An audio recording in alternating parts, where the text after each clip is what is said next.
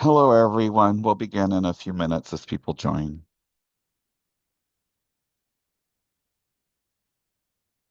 And while we wait a minute for people to join, you be sure you can take advantage of the question and answer feature. We will be monitoring it throughout this brief webinar.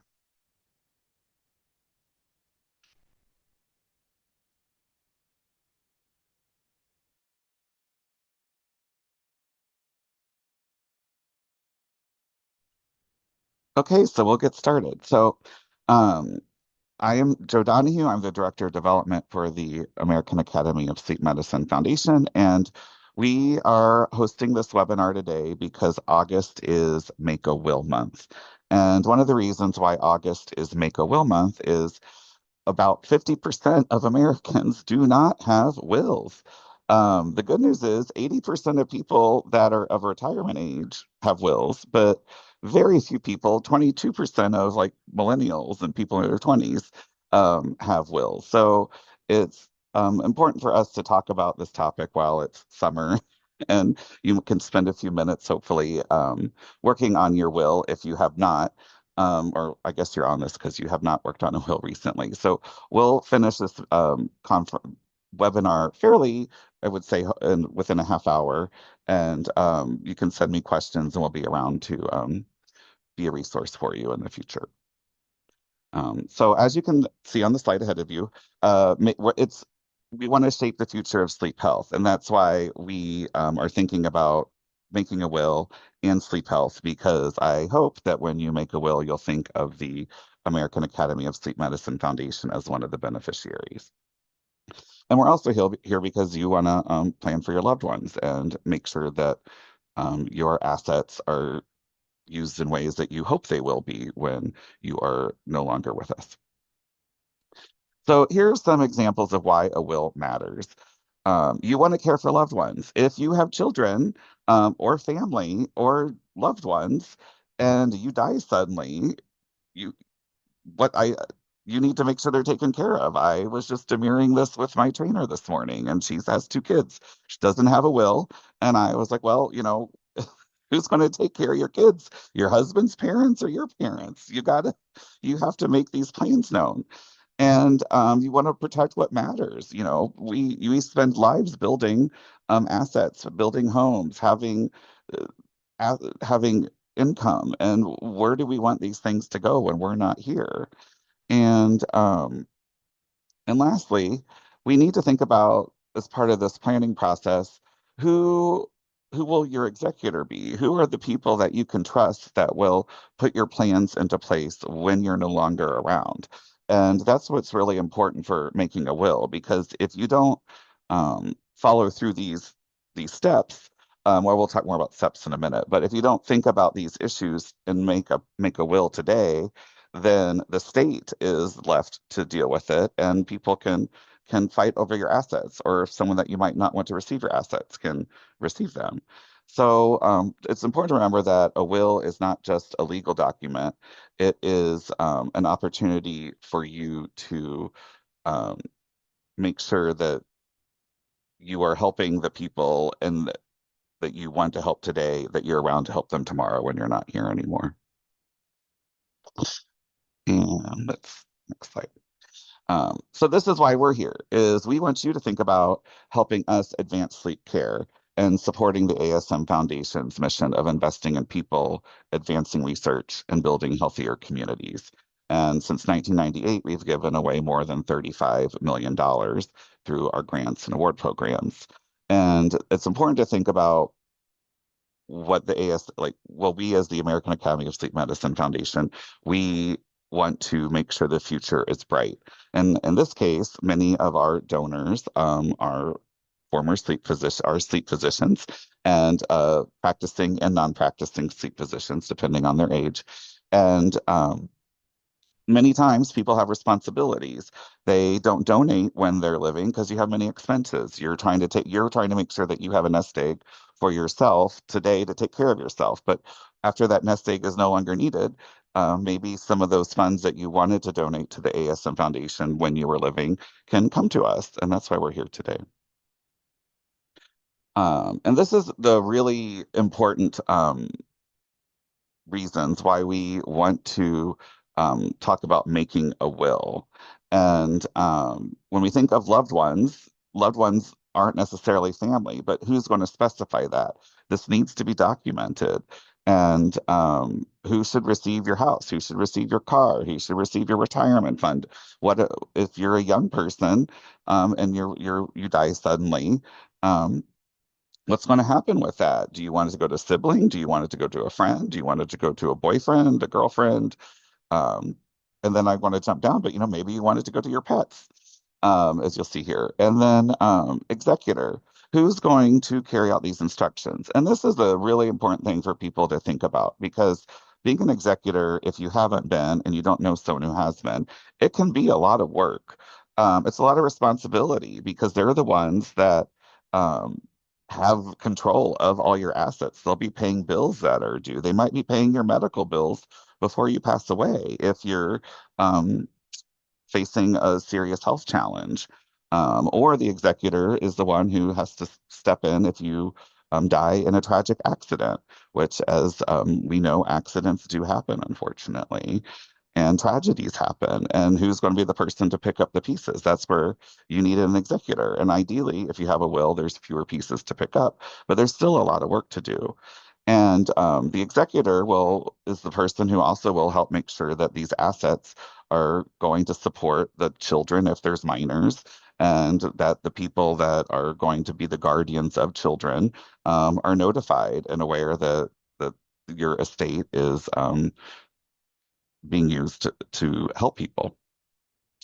And in this case, pets. There's a famous New York real estate developer who uh, Helmsley is her last name, and Leona Helmsley, and she left millions of dollars to her pets.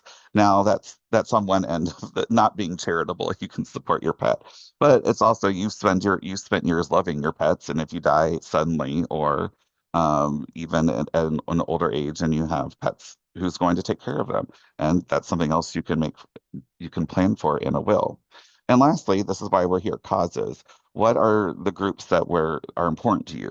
We, as the American Academy of Sleep Medicine Foundation, know that there's many different groups out there that you support.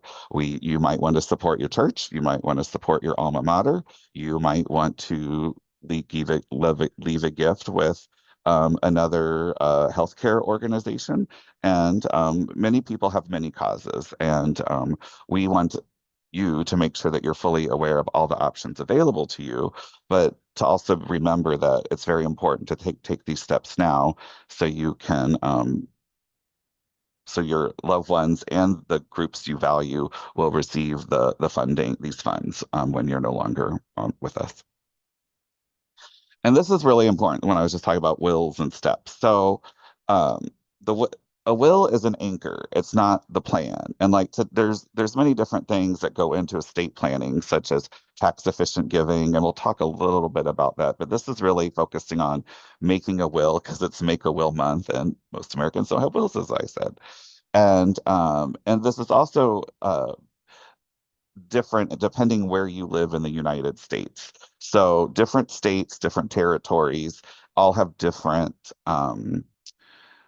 laws for what happens when you pass away, and how next of kin are identified, and how, if you do not have a will, those assets would be divided or given to different people. And so when I say a will or trust here, for example, if you live in California, there's a certain kind of trust that is more beneficial than just making a will to because California, as many people know, has different legal structures than most other states in the U.S. And it's also important because what if you are near death and the will gives specific instructions on who can be your decision maker. In the case that you don't have a will, it's usually, as and you're an adult and you're married, it's your spouse. But if you're not married and you're an adult and you're in a tragic situation, it's probably your parents. But what if you don't have parents alive? And that's why these types of topics need to be thought out, and it's in your own best interest to have all of this information put into a will. And as we're talking about people making decisions, that's where financial power of attorney comes in. You know, who's going to manage your finances if you're incapacitated and then or no longer on this earth. And you want to make sure that you have someone that's trusted. And it could be a lawyer, it could be a third party person that you've made arrangements to pay in advance, or it could be a family member, or it can be a friend. There's another example for some of these people at churches that have been a member of their church for a long time. Different churches have set up some have or I should say, a cousin who she has an executor and someone that's managing her finances because she is, I'd say she's alive, but she doesn't have the capacity to make a bunch of decisions. And so it's not her sister who lives in Houston. It is my cousin that lives in San Antonio having a trusted person that's helping her manage financial decisions. And but the will sets all this. That's why it's the anchor. And then most importantly, you need to think about um, who should benefit from all of your assets and resources. And this is where you need to think about life insurance. Do you have life insurance today to support your kids or family or spouses or loved one? That's something else to think about. Where if you think about what's happening down the road, you can also take steps today to prepare for what could happen in the future. And lastly, charitable giving options. That's why we're here. We want to make sure, or ideally, the ASM Foundation would like to remind you that we would love for you to consider us as a beneficiary when you're no longer alive, because we can continue to make an impact in the future. Um, and then when we think about making a legacy gift, like supporting the ASM Foundation, it's been exciting because we have several donors that have personally communicated to me that they want to make a gift. And but there's also a lot of challenges that just saying you want to make a gift and leave all your assets today. Hopefully, all these people are around for another 20 years. So we don't know what the 20 years is, what the world's going to look like in 20 years when many of us might not be here managing the the receipt of this gift and how we're going to use it. And so that's why we want to talk about this today, because we would like people to think about what could be in 20 years. And if you think of the ASM Foundation today, many people, you're on this call because you value sleep medicine and you value the ASM Foundation, and you're thinking about the future. So it's a important thing to do at this time of year. Um, and so when we think about estate planning and making a will, our goal is to approach this from a donor-centered way because, as I said earlier, we know that there's many people, or most people have multiple philanthropies and organizations that they value and care about.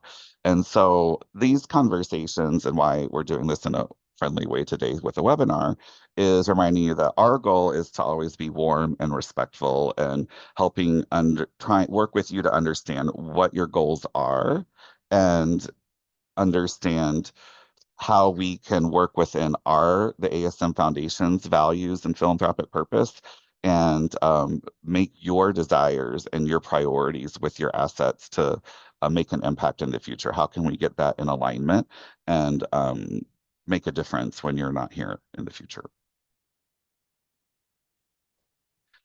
And so here's 5 questions for you to begin the plan for when you start making a will.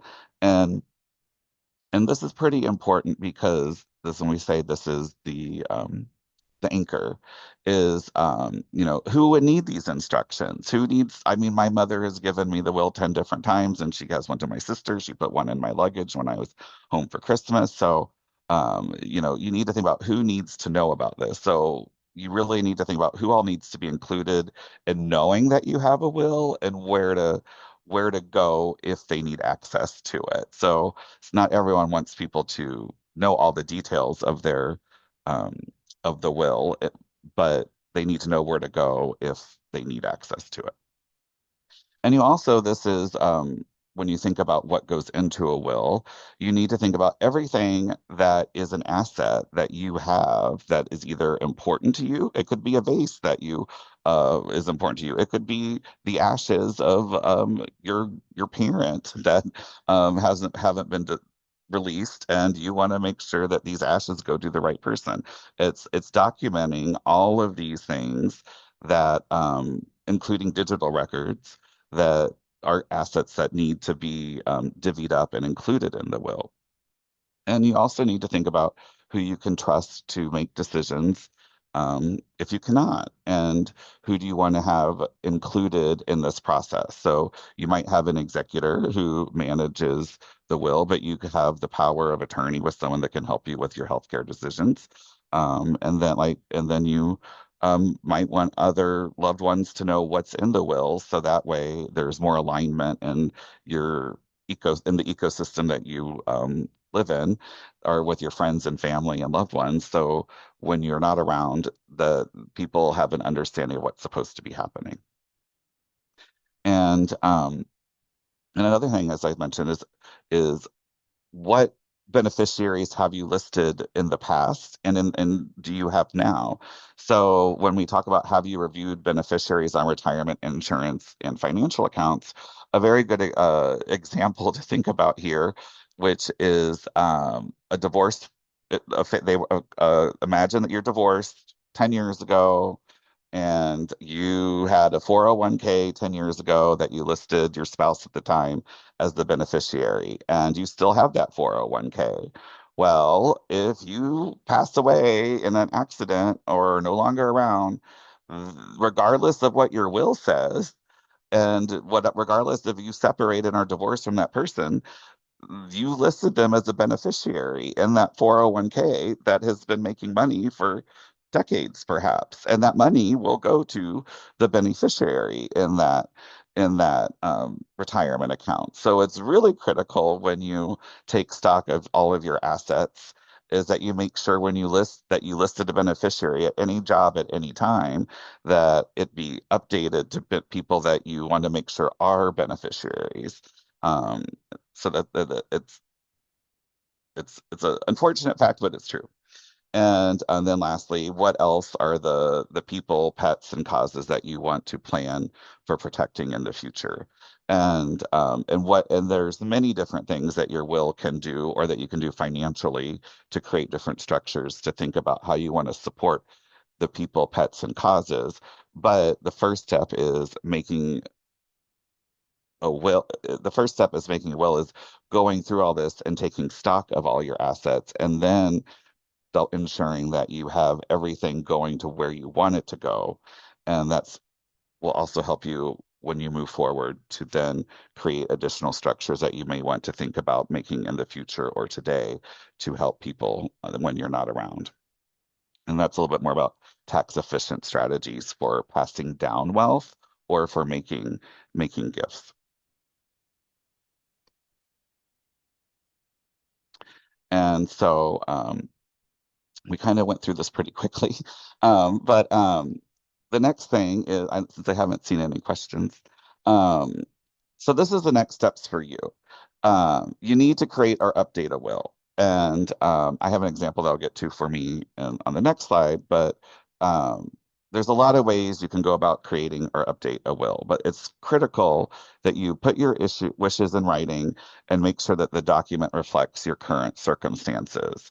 And it's not just a document. So for the bad example, or not, it's a good example, but it shows what can happen, is like Aretha Franklin and Michael Jackson. They had a handful of wills, but there was a bunch of squabbles over what was the real will. In the case of someone like Aretha Franklin, the will that they used for her was found under a couch, and it had never been notarized. And so then there could be legal debate. So it's really critical that you take steps today to make sure you uh, make a will that reflects where you are today, and then it'll be much easier to update it in the future. And as I mentioned earlier, it's very important that you review your beneficiary designations. And that's why all retirement accounts, make sure you haven't forgotten about any retirements, any 401k, and then insurance.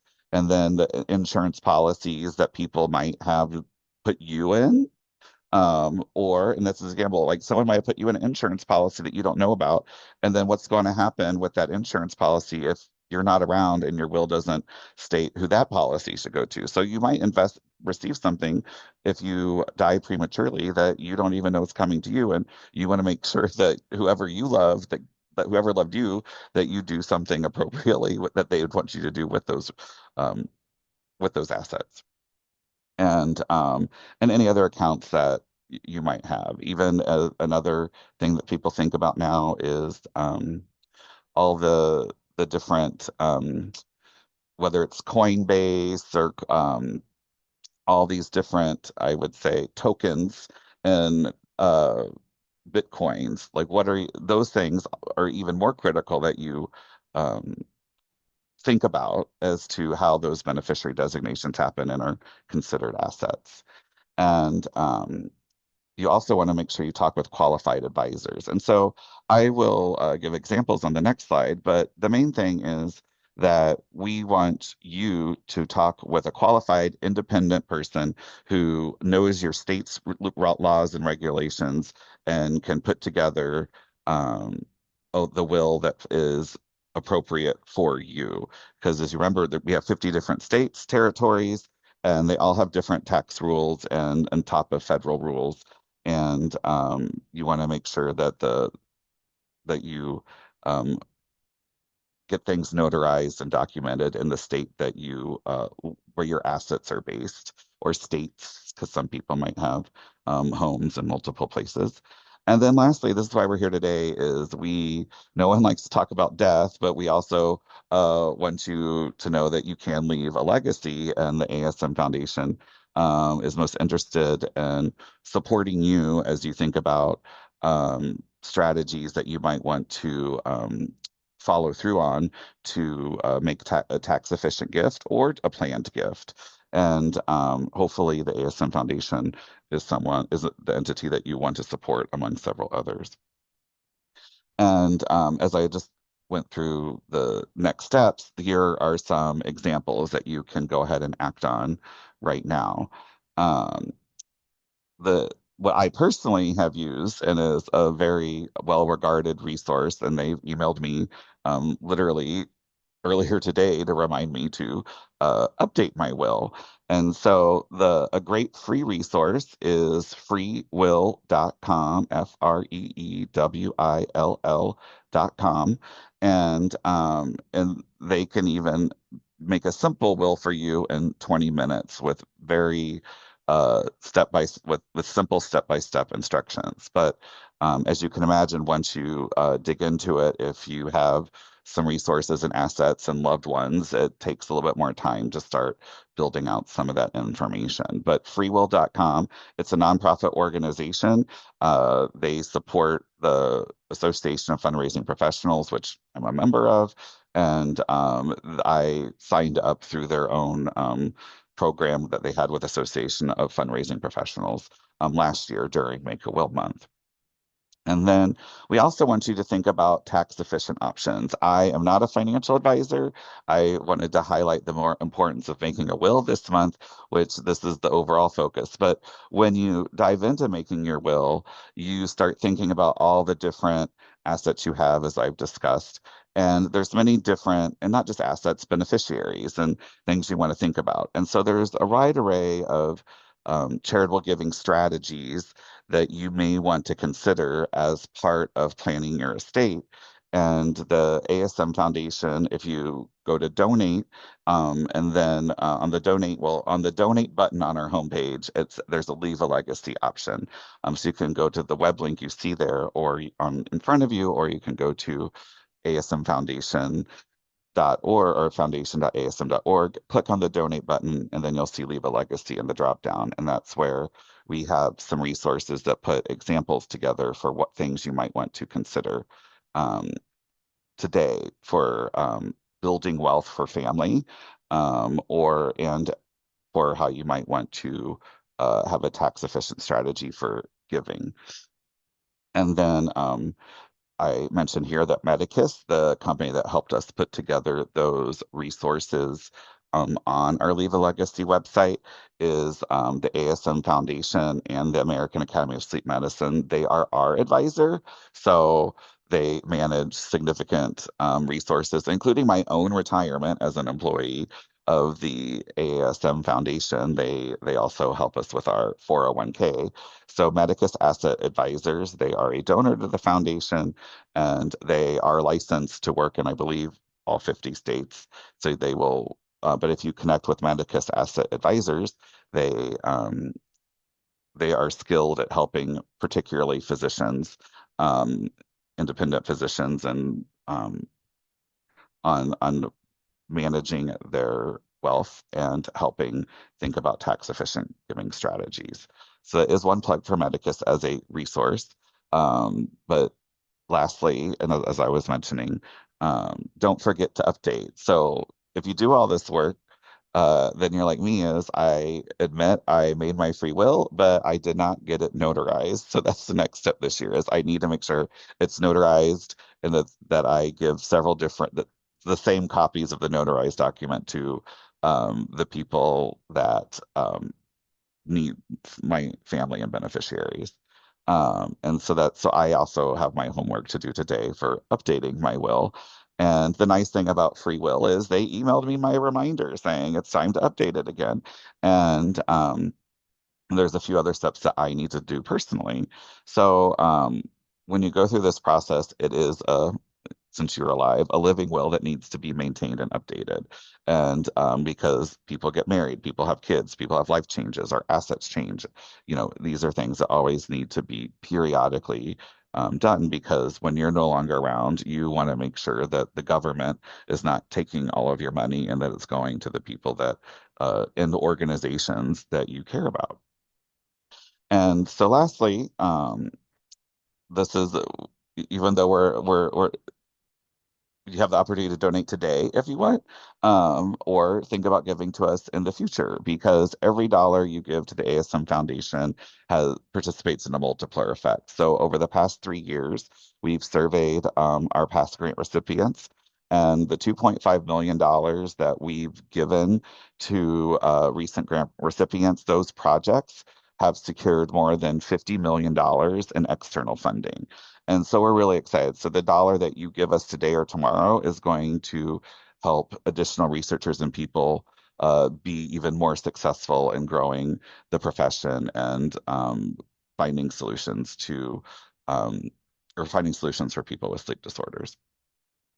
And secondly, we need to build our pipeline of physicians and researchers because, as we know, there is a tremendous shortage in all medical specialties, but we're here today to focus on sleep medicine. And lastly, philanthropy is important both to the ASM Foundation, and um, and all of us. And it's probably important to you because you took a few minutes to think about us today. So, are there any questions?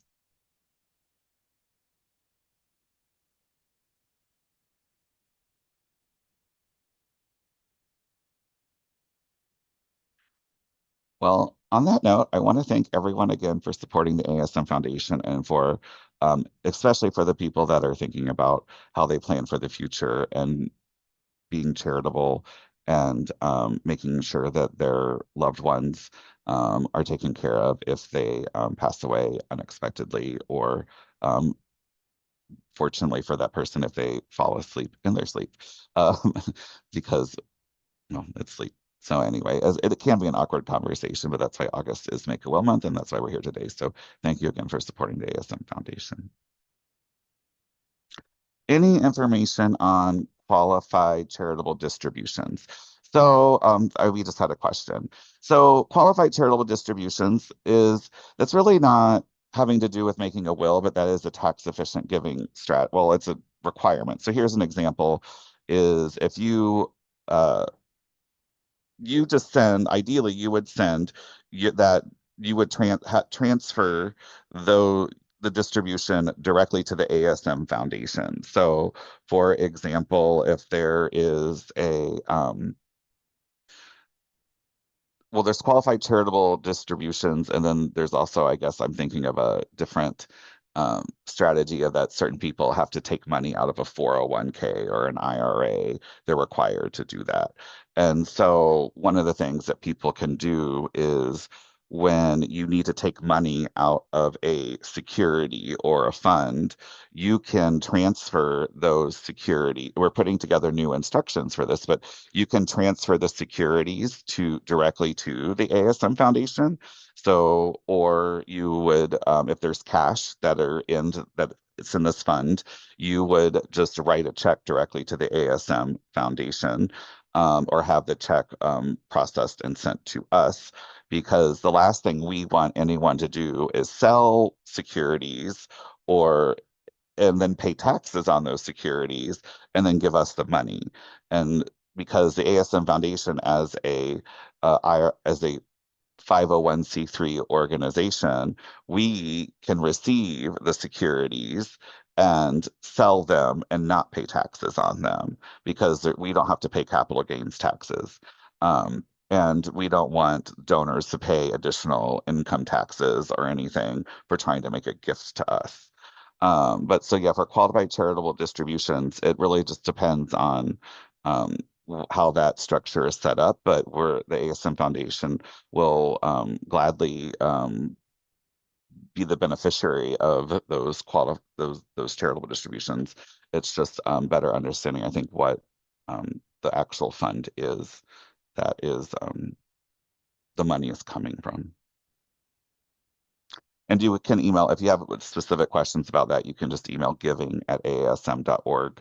And I will make sure to send you those transfer instructions that we're putting together for another donor that plans to donate securities to us later this year.